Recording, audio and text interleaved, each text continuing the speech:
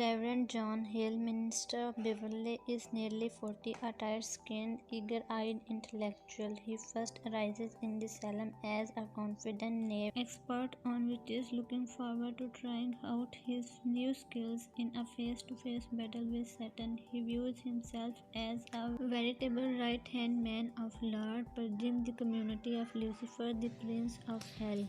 He is a learned and knowledgeable man, but does not set into action forces which bring about an evil, destructive state of chaos in Salem. He strongly advocates the authority of the church to search out and punish all the unknown enemies of church.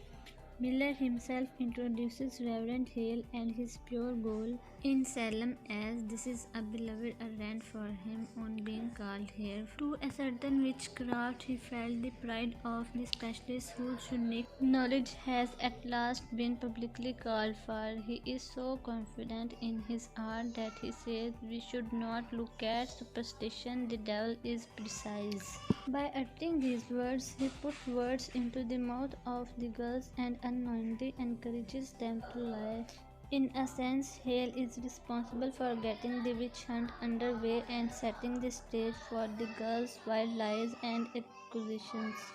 The other accepts his ideas due to his authority and knowledge in religious doctrine.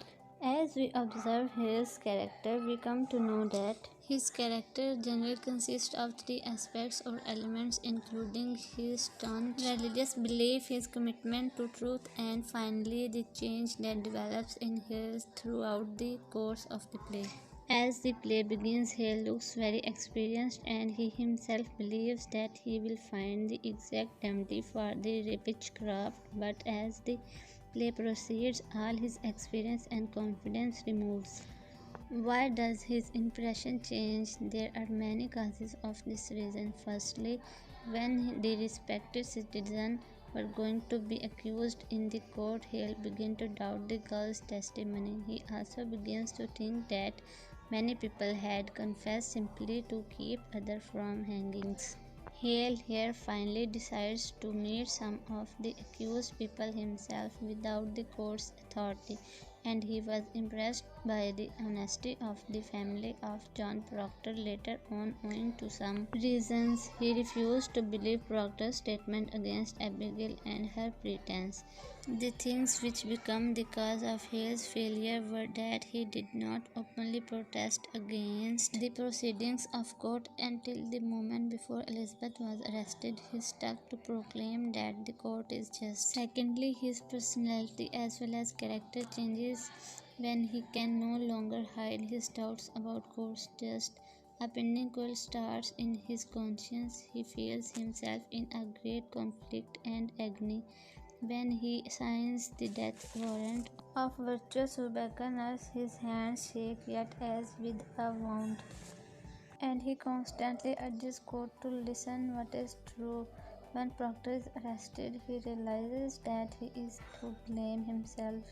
His sense of remorse has to last for his whole life, which makes him more pitiable and more miserable.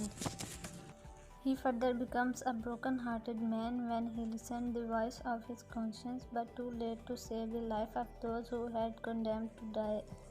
As he tells Elizabeth, "What I touched with my bright confidence, it died, and where I turned the eyes to great faith, blood flowed up." His sense of guilt and qualm of conscience actually changes him as the play progresses. He further becomes polite when Proctor decides to remain in honor without confession. He thus condemns himself. In Salem's system of values had been woven in such a way that the preachers of right teachings or a person who condemned the proceedings or denounced what illegitimate was going in the name of religion or justice was considered as the friend of devil. Due to flaws or lacuna in legal system, government and church authoritative persons believed that they were working under the divine right, so they gave no attention to the judgment of Mr. Hale, and it became the cause of his failure in the long run. Hale is also taught to obey and act on proceedings of court. He himself does not show any sort of strong favor Instead of this, he constantly proclaims that he denounces the proceedings, but the system in which he lived did not permit any person to go against church or court. Now Hale can be introduced as a man of words and not of action. He wastes his time in meditation of what to do and does not do anything actually. He knows the reality behind the Puritans but did not revolt against them openly and directly, and thus becomes the cause of death of most honorable persons. Despite all discussion, Hale is a true man, but being without any proper evidence to show the truth, he fails in stopping the wrongdoings in his surroundings and thus comes off badly. Thanks for watching Meet with MMS.